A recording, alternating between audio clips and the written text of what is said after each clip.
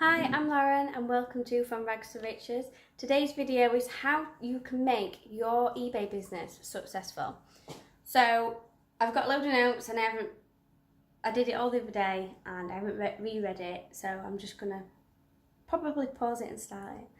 Anyway, number one is do not quit your job because you have just opened an eBay shop or you've just started an account, a private account, because you think, I thought at the start was I can have 100 items and that's great and that's lots and that's plenty and I can sell that and I can make a good earning out of that. And the answer is no. I've now got, I think it is 377 listings, and in the past 5 days I've had no sales. No sales.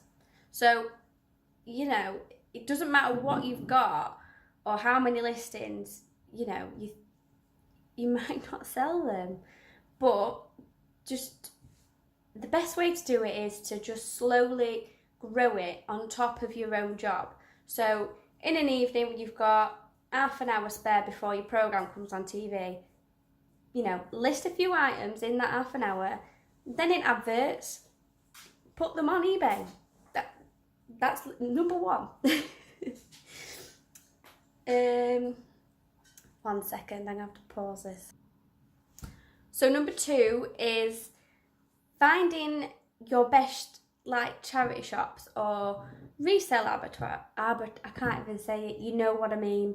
So, you buy a product, so let's say you buy this product in the clearance sale section, and then you resell it and make profit. Resell arbitrage, I can't say that. Please laugh at me. Everyone else does. So even if you go into the Asda, Sainsbury's, probably not Marks and Spencer's really, but if you want, check in the clearance section and you might find something, and take time and just quickly do a quick eBay search. I found some really great stuff by doing that, just on your normal food shop or any other shop. If you're going into, just check the clearance. I wouldn't say going into Primark and looking there, or maybe not Topshop now, but you know what I mean. So Debenhams or House of Fraser, that sort of places. Even B&M, check B&M. They still have some great stuff. But yeah, also your charity shops, find where your best charity shop is. When I mean best, I mean cheapest, obviously. Mine is one that I go to every Thursday, well not every Thursday, but every 2 weeks on Thursday. They do everything at the back of the shop, and I mean 5 big rails and 3 long and 5 wide of just everything 50p, and that's where I black out in there. So finding your best places. And I've also found another charity shop that I really like, that are really cheap. So it is all about, your research of it and your journey of going on. I know that sounds really cliche, but it is a journey and working things out. So yeah, that is tip number 2. I'm going to have to pause it and redo this. This is dramatic for me. So number 3 is do not make eBay a chore. So I mean you've just come in from an 8-hour shift, a 10-hour shift, and then you think, right, I've got to do 2 hours of eBay work here right now. Don't think of it like that, because then you'll just hate it. You'll hate it like you do your own job.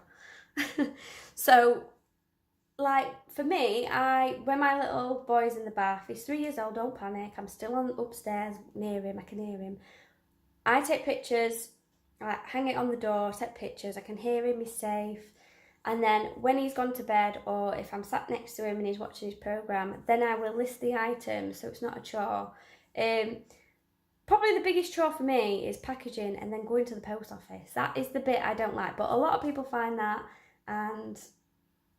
But yeah, just don't make it a chore for yourself, because you will hate it and you'll be just oh, this is not worth it. This is not worth me being exhausted. I've basically done a 12-hour shift. So Just take your time. Even like set yourself a goal, like thinking, right, dinner's in, I'll list 5 items while it's cooking. I can do that, 5 items. And then just, you know, you can make like a game out of it. You can make like an accomplishment out of it, thinking, right, dinner's in, 5 items. Maybe tomorrow I could do 6 items. You know, kind of like make it a game. You know, like you've got to make games for your kids. Like, come on, let's go, quick, I'll race you. You know, just think of it like that. Right. So number 4 is money. Money. Like I've said in my sniper buy videos, I have goals.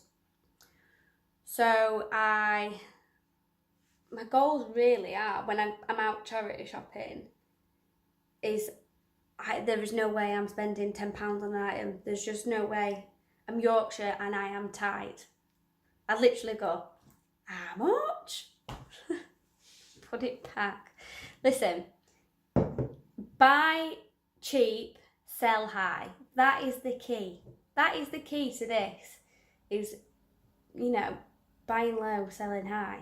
That's the only way you can do it. It's like stock, you know. That's what they always say. But yeah, so my sniper buys, if you've not watched them, is if it's going to bring me less than £50, I will spend £3. If it's going to bring me more than £50, I will spend up to £10. I don't normally spend £10 on an item. That might just be because of the area that I'm in and it's not that great of an area. But I imagine like somewhere like York or Harrogate, even maybe Leeds, might be a bit more. So if you're in that area, you kind of understand it. Yeah.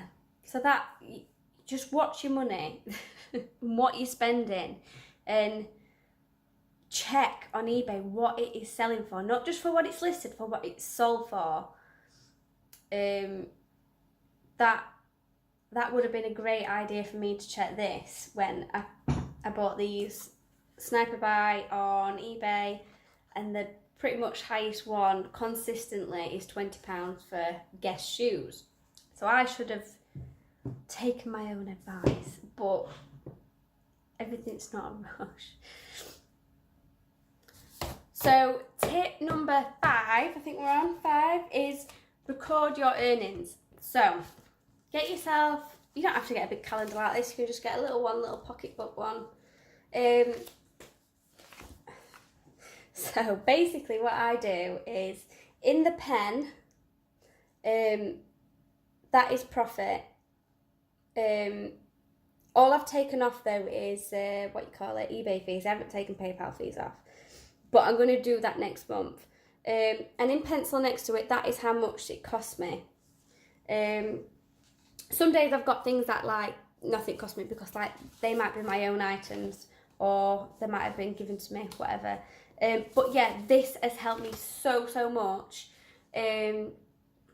So if I had a really good day today, let's say, then in the morning I cannot wait to write down everything, because that just keeps me, that's my motivation. This helps my motivation so much, and I think, right, I've had a good day today, right, let's put some more items on, let's have another great day today. And that is what keeps me going. So yeah, while we're on motivation, we're on number 6. That is it, motivation. Some days I'm just like, I don't want to do this. I really don't want to list. I've got a death pile going off, and I don't want to list it. I just think I'm in a mood.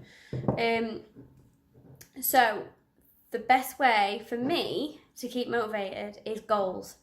And I get really mad at myself if I've not, like, let's say next month I want to have 400 listings and I want to keep it at 400 listings.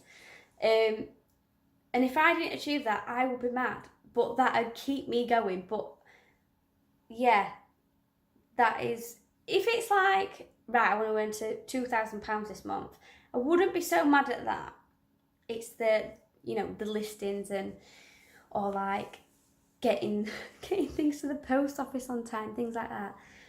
But yeah, so number 7 is, I'm not even reading it, I'm skimming it. Number 7 is research. Research is key, definitely.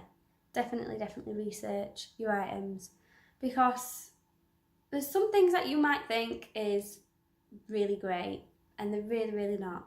I've had them, but it's a learning curve. As long as you've bought it cheap, it doesn't really matter, and then you're still going to get your £1 or your 50p back, whatever. You're still going to get it back. If you think I can still get that back from buying that item, then that is a great thing to do. It is all about taking risks, but then risks might bring you really great success. You just don't know.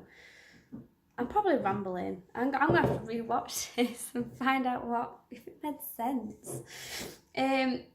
But yeah, they are my 7 tips of how to make a small, successful eBay business. And hopefully one day I will be doing a video of how to quit your job and do eBay full time. That is such a dream. That's like, some people, I really want to buy that car.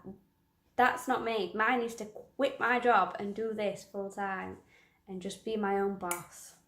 It'd be so great. Because don't you feel like sometimes in like your normal job, you just feel like a number. You don't feel appreciated at all. And there's probably, well, in the place I work, there's a lot of not old women, older ladies. And they are the most cattiest gossip people ever. And you won't think it. And they just proper gossip. Like there was what was it? It was last night actually on the shift that a man had an accident with a staple in his privates, and that went wild around the factory. He's alright. He hasn't hurt himself. Sounds awful. But I know he's okay. Yeah. So I hope these tips help you, and these are just things that help me. I'm not saying that you should apply it to your business, but if you think you could, I know a lot of people have messaged me about this when I put it on Instagram, that is a great idea.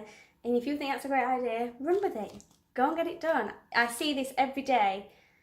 Well, it's on my kitchen side, so I see it every day because I eat. So that is motivation, 100% for me. And if you think that's a great idea and it's going to keep you motivated, then do it. Definitely do it. So anyway, if you would like to see more content like this and charity shop haul, car boot hauls and all of the rest, then please subscribe and give us a thumbs up and comment below if what you found that might help your business. Because I would like to know that what point of 1, 2, 3, 4, 5, 6, 7 helps you. Anyway, thank you for watching. I hope you have some great sales, and bye.